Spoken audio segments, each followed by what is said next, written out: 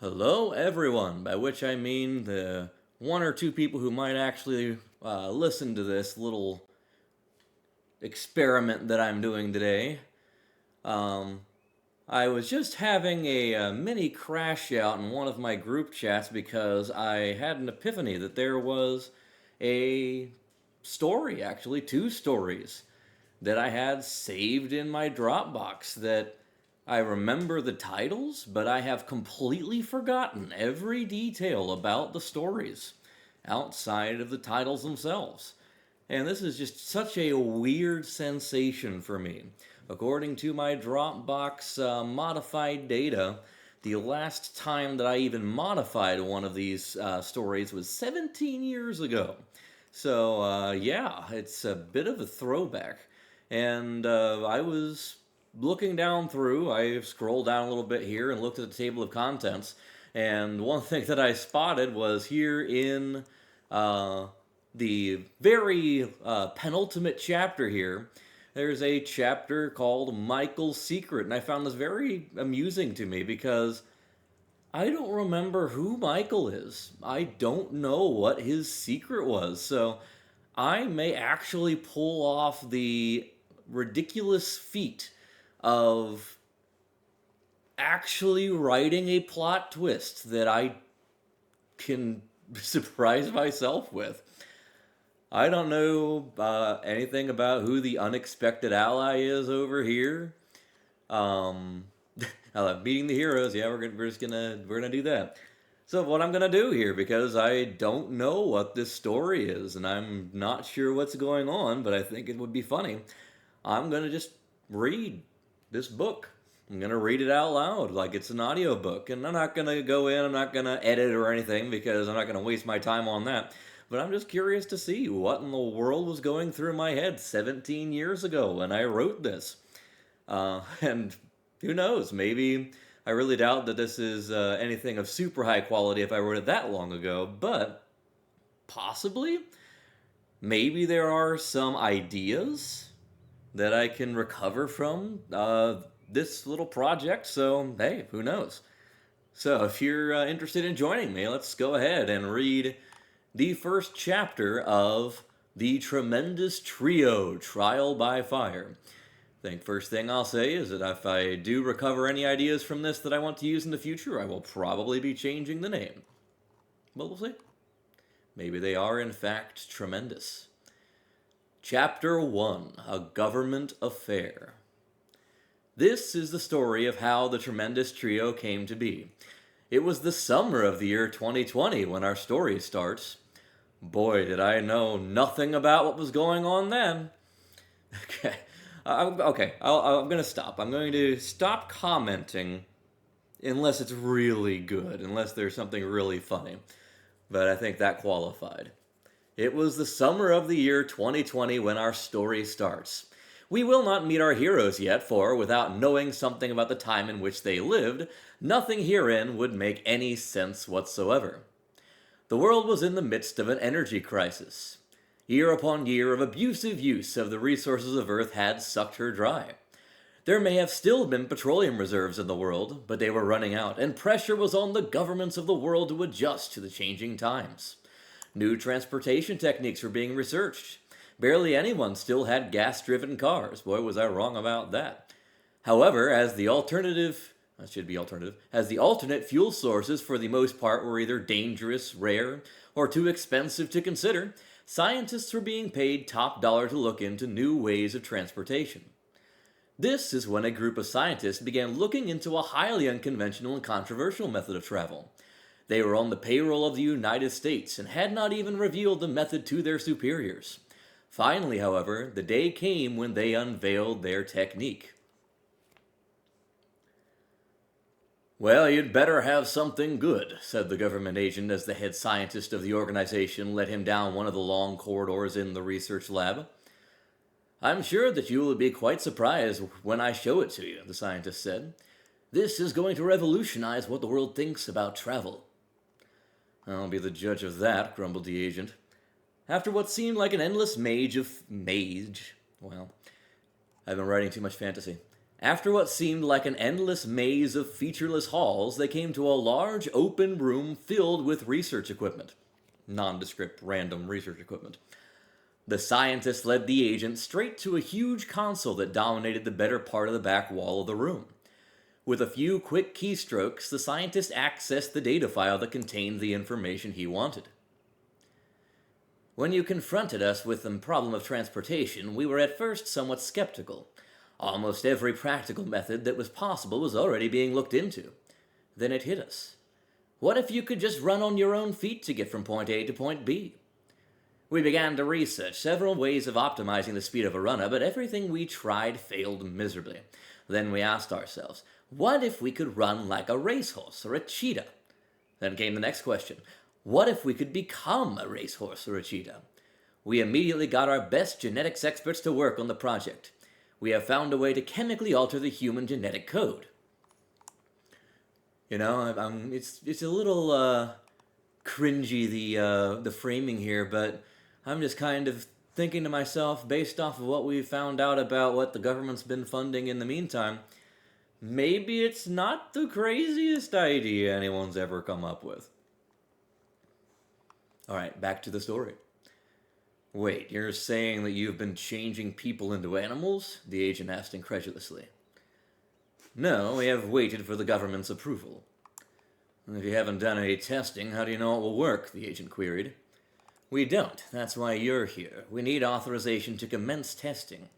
I'm almost 100% sure that it will work, but we'll never know unless human test subjects are authorized, the scientist replied. How can you be 100% sure about something you haven't tested? The man inquired. I said almost 100%, and we have tested it. We have advanced computer models that we use to... Hold up, the agent interrupted. You can't account for all variables in a computer simulation, can you? I'm rather sure we can. The finest computer programmers in the world were enlisted in the simulation project. They guaranteed that it is the most updated simulator in use today, the scientist explained. Sure, and this simulator told you that this would work? He was in complete disbelief. More or less. But the simulator is not the point. We need human test subjects to make sure that this will work. Why don't you try it on lab rats? The agent asked. The genetic code wouldn't fit the project. It was specifically designed for use on humans, not on other animals, said the scientist. I'll make a variation of the formula for lab rats, the agent countered. This wouldn't prove that the other formula would work on humans.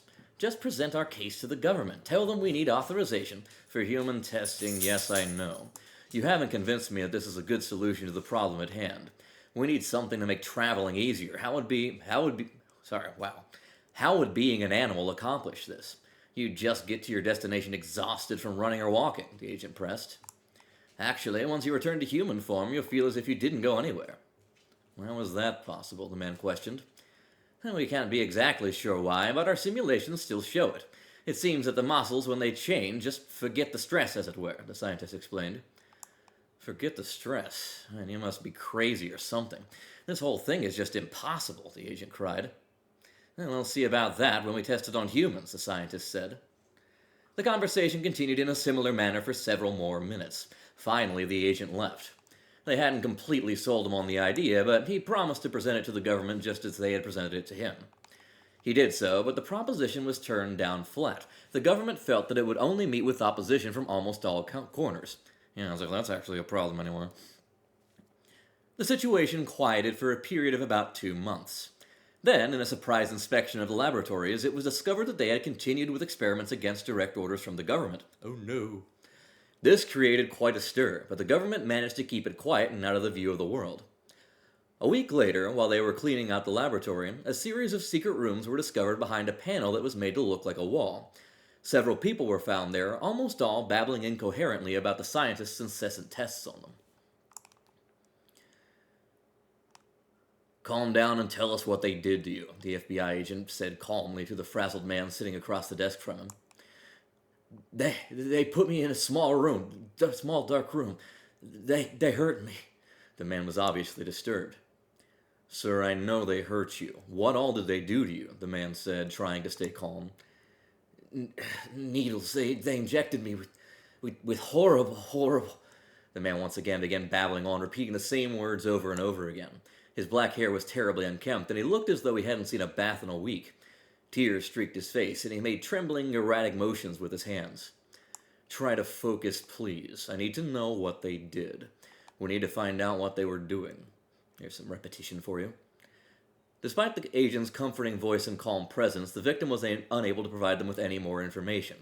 Exhausted, the agent left his office to get some fresh air. "Jake," called a man from across the room. He quickly closed the gap and walked with him down the hall. "Anything new?" No, the poor guy was still so messed up by the whole episode. "I don't know if he'll ever recover," Jake answered. "How about you? Any luck tracking down the scientists?" "Not much. We found several of them, but the disturbing thing is the highest-ranking members of the project are the ones that are still at large," the other man responded. Long sentence. "I have a feeling that this is something much more sinister than it seems to be at face value. I sure hate to think of what would happen if they found a way to keep their project going," Jake said. His expression spoke volumes. He had giant bags under his eyes and a thoroughly downcast look about him. "Hey, Jake, don't blame yourself for this. It ain't like it's your fault. It was the scientists that did this to them," the other man said, trying to offer some comfort. "We might have been able to do something to stop it. If we had just gotten there a bit sooner, we could have stopped them. I just can't forget the look on that guy's face, like a scared kid." His partner nodded, and they walked a bit farther in silence. Suddenly, from behind them, they heard someone calling them. "Hey, Jake!" The man that called them was out of breath, having had to run to catch up. "Jake, we have a new witness." "A new witness? What do you mean?" Jake asked. "One of the guys that were unconscious. He's up now, and he's much more collected than the others," the man responded. Wasting no time, the three ran back to the FBI building. When Jake entered the interrogation room, he saw a young man, probably no older than 18, sitting at the table, with Jake's substitute asking him various questions. At his motion, she got up and went towards him. Give me a second, I'm actually curious to look up something above here.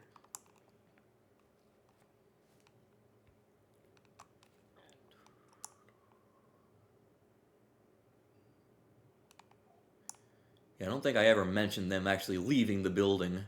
I did say he was going for fresh air, so I guess that was enough implication for my purposes.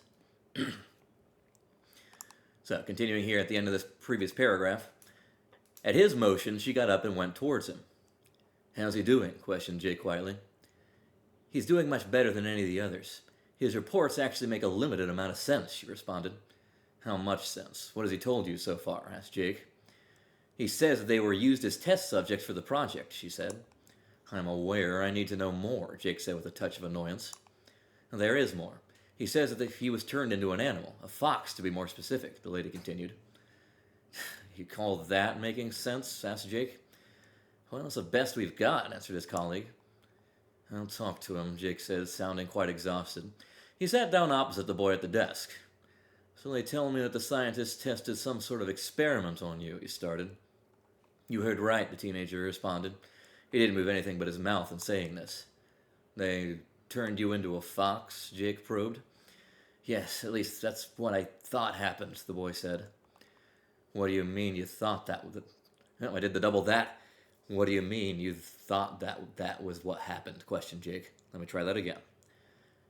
"What do you mean you thought that was what happened?" questioned Jake. "Yeah, if I do another editing pass, those that's are getting eradicated." "It was almost like a dream," the boy said.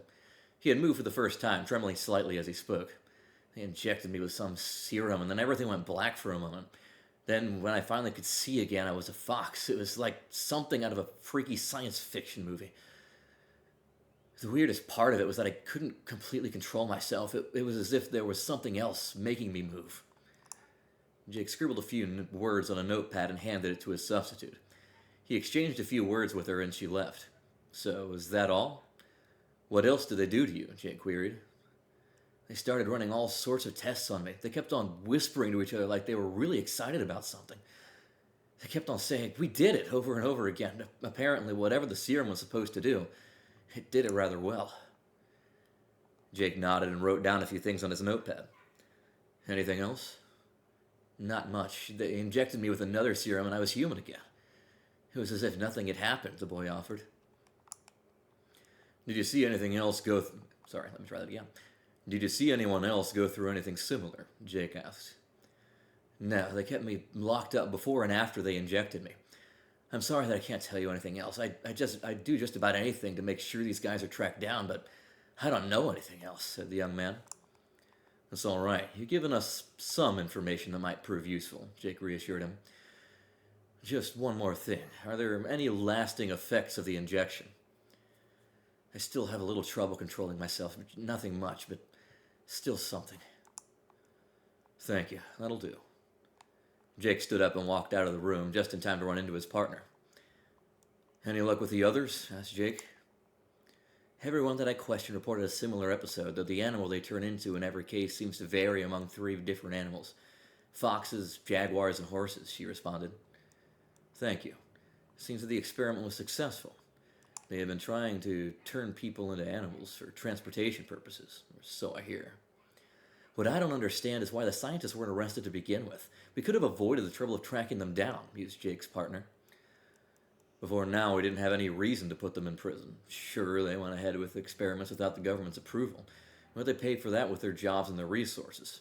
It wasn't until we found the people behind the secret panel that we had something to put them behind bars for. All that we saw before was that they had been apparently successful in using their serum without having side effects. They apparently hid everyone that had suffered anything as a result of the serum. Now we need to get to them to... Okay, try it again.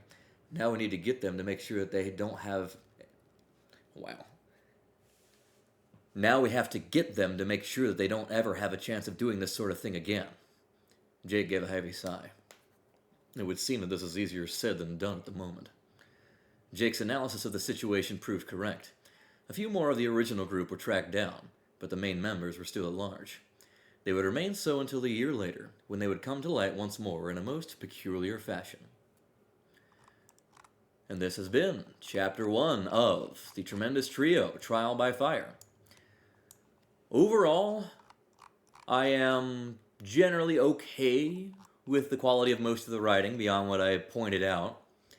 My main issues are beyond just the Tremendous Trio being just a bit cringe as a name.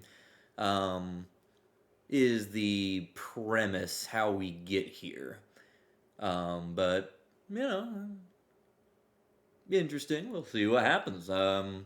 I vaguely remember ideas I've had like this in the past, but I'm still kind of flying by the seat of my pants. I'm still pretty clueless, and that's, again, just kind of a very interesting situation. So, hey, if you enjoyed, leave a like. Not that I really particularly care on this channel. It's just kind of a, experimental thing, but at least for now, we'll keep on going. We'll read Chapter 2 next time. So, thanks, everybody, for watching.